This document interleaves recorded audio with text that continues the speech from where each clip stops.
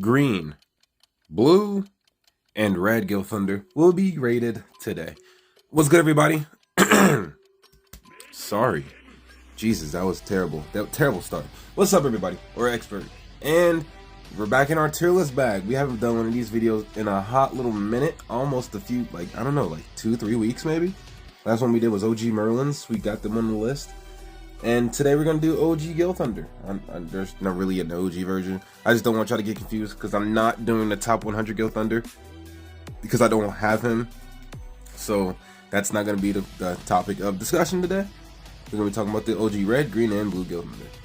And putting them on the tier list, you know, how the other ones work.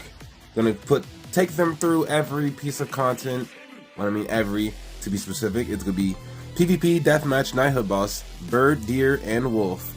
And then the miscellaneous category consisting of farming, being good in a god tier in one lane, Tower of Trials, and Final Boss. Those are the brackets we're going to run through. And we're going to try to make this one a little quick because we already know how these units perform. They're outdated. They're all day one units that are in the game since launch. So let's just go ahead and break it down. That's about it. Be sure to like and subscribe, man. On the road to 400. We want to hit 400 before the end of this year. I hope I can. I probably can't, but you know, you gotta have that enthusiasm, you know. So please like, subscribe, comment down below who y'all want me to do next for the tier list video, and let's start. Now, before we continue, obviously, remember, there's going to be timestamps if y'all want to know about a certain Gilthunder. There won't be an insane amount of timestamps because how I used to do it, it used to actually talk about each subject very in-depth. But nowadays, it's not really worth it. So we're just going to run through it because we already know how these units operate. So if it's a brand new unit, we can run through it. But like units like Gilthunder and shit like that, we're just going to talk about it for like a few minutes and then move on to the next. That's pretty much it. So if you want to know a specific character, timestamps. So yeah, we're going to start with Green Gilthunder. This man is probably the most used one before I get into like, you know, a niche of PvP. Green Gilthunder is probably the most versatile mainly because of his kit. So he has a Rupture AoE card, which is pretty bad. Like, it's not even a joke. It's pretty fucking mid. And then he has the attack buff, which is his most prominent feature on his entire kit. Increases your attack of allies by, what is it, 30, 40, and then 60%. That is his most potent asset to his kit. And then his ultimate is a single target shock for whatever reason. I mean it makes sense. He is a lightning based character, but you know what I mean, bro. Like shock, I've never seen a shock ultimate in my life. So this is just fucking weird. And then we move on to his passive. Increase allies' defense related stats by 30% in PvP. Now, this is a cool stat for PvP, like increasing. But like the thing about Green Gilthunder and defense related stats is that most defense related stat characters are blue. So this passive isn't gonna really help. I mean, it increases all allies by 30%, but we'll get to that. Blue Gilthunder does this but better, literally. That's basically what I'm trying to say. But we'll get to that when we talk about PvP. Now, outside of his kit, he has a Holy Relic, which they all have. But his Holy Relic is literally only catered to one version of Gilthunder, which we will get into when we get there.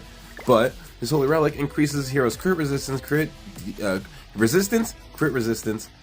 defense, and it increases all three of those by 4% for each orb in the ultimate move gauge. Increases by additional 20% when full. So basically, it increases by 25%. No, it increases by 20, and then it increases by another 20 if you have full orb gauge. So 40% resistance, and crit defense, which is a very decent buff to your stats, which we will get into momentarily. Because again, this Holy Relic isn't fit for all of the Gilthunders. Now that that's out of the way, we broke down his kit. We already know what he does. I got him built with attack defense, but he's not built. He's just throwing them characters in because he doesn't need gear. Because he's not used in anything that involves gear, except for like, you know, deathmatch. But even still, you don't need gear because you won't take damage, so he doesn't need it like at all. And even if I wanted to, I'll just switch to my other gear. Regardless, we're getting off a little off topic. So let's get to the bracket, right? Starting off with PvP, Green Gilthunder. ass. He gets no points for PvP. He does absolutely nothing. And there's no actual shot you will ever run him. Even with his passive, right? The 30% thing. Again, there's the other version of Gilthunder that does that, but better. Like, way better. So, yeah. It's just not good. In Deathmatch, though, he is a green unit, so he can be used in Belmoth. But the thing is, he sucks because he has a ranged attack, which you don't want for Belmoth. And the attack buff is useless because Stoner already does that way better. Because it's not just attack, it's attack related stats. So he is not getting the full points for Deathmatch. But he does compete, or he is a very prevalent character for Grey Demon. If you want to use him on a Grey Demon team, you can run Gilthunder, Lolly Merlin, and Green Christmas Liz. And you will literally two-turn it. Like, that's usually the strat. Or not really that team specifically. It's more or less you're using Gilther, Liz, and Merlin, and your teammate is using Liz, Gilthunder, and Hellbrim, and then you just two-turn it. But even still, he's very good for Grey Demon. That being said, though, because of the way my deathmatch bracket works specifically, he is the first character that I'm going to... Well, not the first one, because I think I did Shuna the same way. But he is going to be like... Hold on.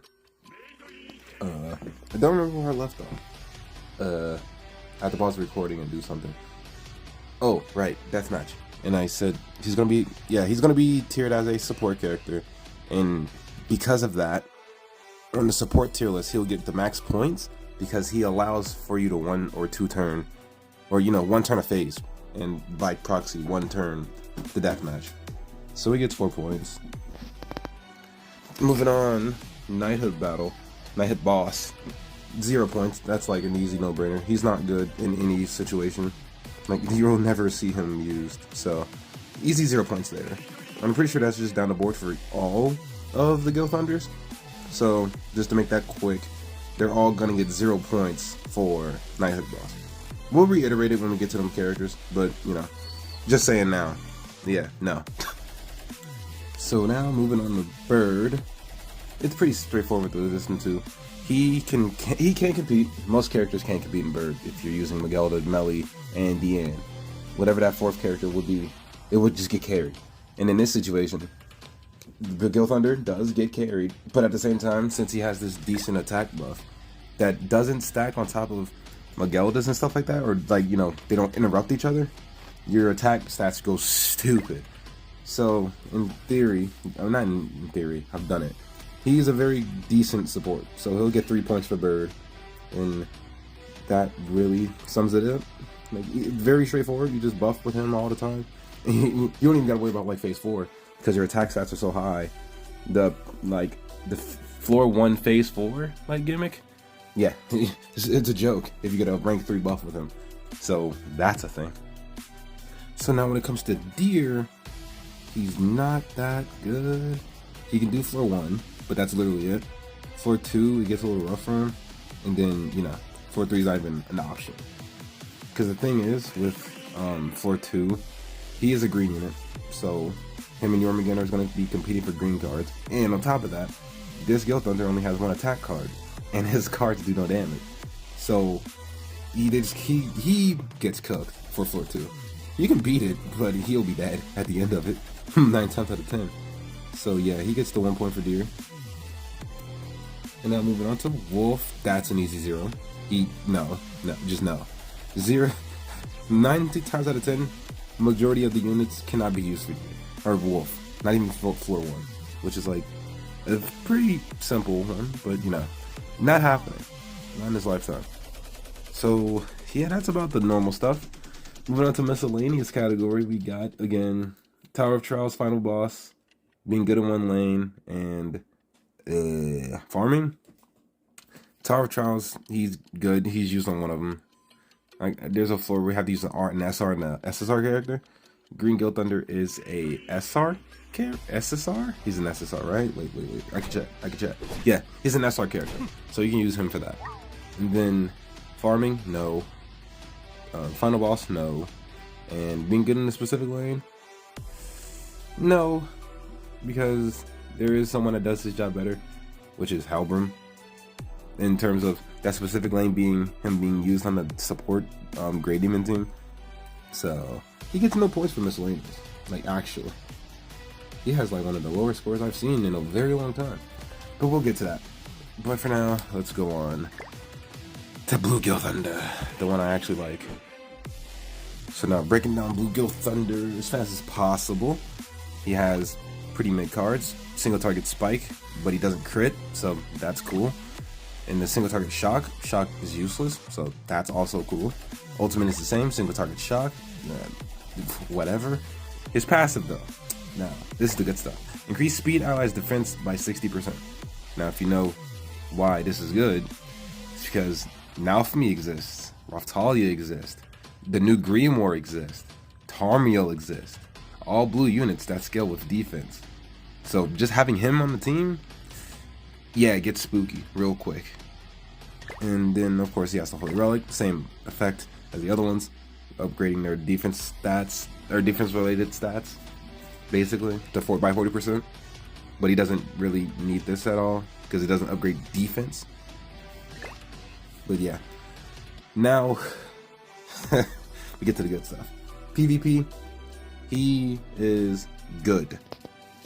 I can't give him meta, which is 3 points, because that now for me just kind of fell off. So you really can't use him that much, especially with Eskimos. Like now for me just kind of gets bullied, unless it's geared. Then maybe, I don't know. You don't really see Nalfamis a lot, so I genuinely have no idea how an Nalfami will combat against an Escanor. But like 9 times out of 10, Escanor is gonna slaughter him. So we're gonna give him 2 points for now, unless something changes and Nalfami actually does body him at some point. Yeah, we're just gonna leave it here for now. 2 points. Now when it comes to deathmatch, he is a blue unit, so that would be great. That'd be Red Demon, and Red Demon's pretty easy. Everyone can clear it, and specifically him, he doesn't have a problem clearing it. And that's mainly because I'm building him out currently. Like he has 60k CC, he has an HP defense set. I have almost all 15% rolls. I'm working on it currently as we speak. He's the character I'm working on right now to get 15% rolls. So yeah, my Gilthunder kind of built for the moment. If he had attack defense, maybe would have did more damage, but no, it's not worth it because he's an SSR and a very low one at that. So just leave him HP defense. But yeah, Red Demon, he can clear it pretty easily. Not as easy as the other units, obviously, but he gets the job done. You won't actually have a problem if you're using him unless he's not built. If he's not built, he sucks. But if you have him built, he's pretty good. To reiterate, Knighthood boss, 0 points still because none of the Gilthunders are good. Now completing that, going to Bird. We're just gonna blitz this one, Bird, Deer, and Wolf. Bird, he gets 3 points. His damage isn't that different from Gilthunder's, or Green Gilthunder. He's a little stronger because he's an SSR variant, but it's not it's not crazy. And then Deer, he gets 4 points actually. Okay, this one we can talk about. So him being blue, he doesn't cut the color rotation. He can represent the blue color, and he has 2 attacks, so that's always a plus. And on top of that, on phase 1 of 4-3, the Deer always will attack the blue unit with an attack disable, and since one of his cards is a debuff, it won't completely cuck you. It'll just like, the spike won't be used, sure, but you still have another card. That's kind of why Millum is good, because he always targets Millum, at least for me, and he disables attack. And yeah, I have to pause the recording again. I'm gonna be real, I don't even remember where I left off. This has been paused for like a good 10 minutes, so I'm gonna just repeat Deer in lamest terms. You can use him, and as a blue unit, he can carry, so it's fine. Like, it's coming from someone that completely wailed him out, like he has 15% rolls and shit like that. So I understand a lot of people will do that for Gilthunder because he's definitely not worth the resources. But if you were to, for some reason, have him built because you like use the Nalfami team extensively, then you can pull this off. And no, I'm not saying he's the best unit ever, but if you just want to have a fun, weird time in Deer, yeah, you can do it. So yeah, and then last but not least, Wolf. No, just gonna skip over that. 0 points, easy. Again, he got 4 points for deer. I don't know if I said that or not. But yeah, 4 points of deer, 0 points of wolf. And miscellaneous, he also gets 1 point because he is also used in Trial of Trials. Final boss he is not. Farming he can't be used because he sucks. And being in a specific lane, you know what? No, he gets 2 points. He is good in a specific lane, being the now for me support. No other unit can do that. Alright, yeah. I guess I'll give him 2 points for miscellaneous. Because he's actually, yeah, that counts. No one can take his spot. So, alright, we're done with the homie. And now, the last but not least, Red Gilthunder. His kit is one of the most unique of the three. And we'll just show you why. And how his Holy Relic is catered to this Gilthunder specifically. So now, he has a, again, shock AoE, this bad effect that shouldn't exist. And then he has a taunt that gives him damage reduction at rank 1, 2, and 3 actually. Damage taken by 30, then 45, then 75. This doesn't increase your defense related stats like most taunts would, or HP related stats in terms of DN. But it's, you just don't take damage, right? And now with this, or specifically the rank 3, you take 75% less damage. On top of this Holy Relic, you get hit for patience. Like actually, you will manage to get hit for patience at some points in time. Now, does this hold up now? I doubt it, because Escanor doesn't care about those things. That's kind of why now for me is already shafted. But you know, I mean, if it works, it works. It's very meme heavy. I was just having a conversation about this specifically with like Rigatoni and Nexus. Shout out to them. Go sub to them if you don't know who that is. Rigatoni and Nexus on YouTube. That's it. I was gonna say Nexus Archangel, but no, that's not his YouTube name. And the thing is, he is meme heavy. Like, he can tank meme hard, but like, yeah, he's just not good. So again, his passive, it also is the same thing as his Holy Relic. So he has crazy defense substats. Like, it's actually insane. But yeah, you got to do a lot of work to make him work, unironically. So, getting on to the point system. PvP, I'll give him 1 for being a mid. I can't give him good because he's not good. He's just not. And he's not completely ass like Green Gilthunder. So he can get the 1 point. That makes perfect sense to me. Deathmatch wise, he's red. So he'll be used in Original Demon, which no, he can't compete. And then Crimson Demon. Now he can do Crimson Demon, but he's not doing damage. He's not even close. His damage will be non-existent. He'll even patience him, I believe, even if you have him geared out. And his taunt is cool, but it's not really mandatory, right? But regardless, that's not what this is about. It's not how he clears it, it's if he can do it, right? So yeah, I'll give him 3 points for Deathmatch. He's not going to get the full 4, but he can definitely get 3. 3 makes sense. Like, he's not damaging, but he can tank if you really needed someone to do that for you, which is fine. So, moving on to Night Hill Boss, again, reiterating, that's just a 0 throughout the board. They are useless. Bird, he can be used as a stance character. So, technically, he can get 5 points.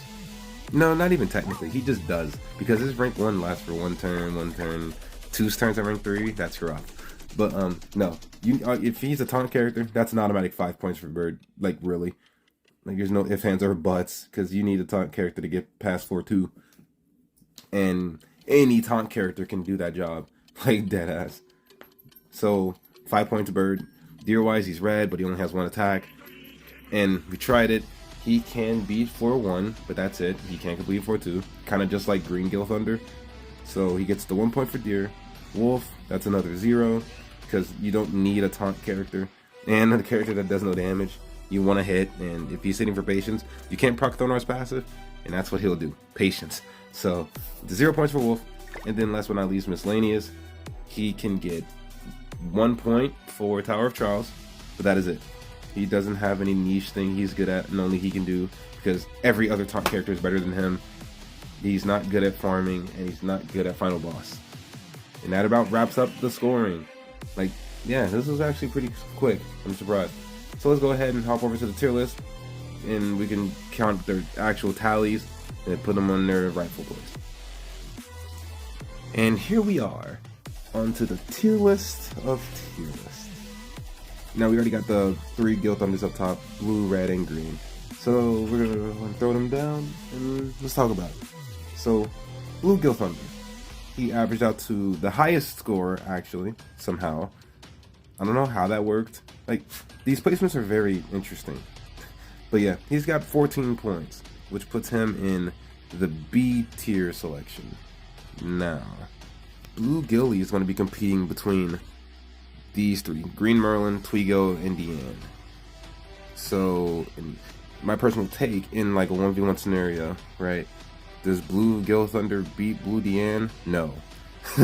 No, not even. Like, she just doesn't. Or he just doesn't. So we're going to put Blue Gilthunder behind Deanne. There we go. Look, he's gone. Come on. There we go. That's what I like to see. B tier is getting crowded. Alright. And then next up, Red Gilthunder. He had the second highest score, being 11 points, putting him in C tier. He's going to be fighting with, oh god, that was an accident. I don't know. I don't know where she was. I'm just assuming that was where she was located. That was an accident. Ah, fuck. Alright, I'll fix it later. The Red Gilthunder is fighting between Red Merlin and Green Valenti, which I would definitely put them over him because, yeah, they will clap him in a 1v1 scenario. And then last but not least, Green Gil, which he ended up with the lowest score, being 9 points. I don't know how that happened, but then again, it makes sense because he's only used in one activity, so yeah, I guess. And 9 points puts him right behind Simon, I think. Yeah, right behind Simon, because Simon has 10 points, but Blue Lane has 8 points. Can I put him here, please? Thank you. So yeah, those are the placements. We got our highest being Blue Gilthunder in B tier, then followed up by Red Gilthunder in C tier, and then followed up by Green Gil in D tier. So yeah, our tier list is getting kind of crazy now. We got a lot of people in here. I'm proud. All right, that out of the way though, this is gonna be the end of the video. Let's not make this any longer than it already is. Hope y'all watch any of this. I would be very happy if you did. And I will see you on the next video. Be sure to like, subscribe, and all that good stuff. Comment down below what y'all want to see me do next. And I'll see you on the next video, which will be Tuesday, because it's the end of the week. So peace out, and have a good one.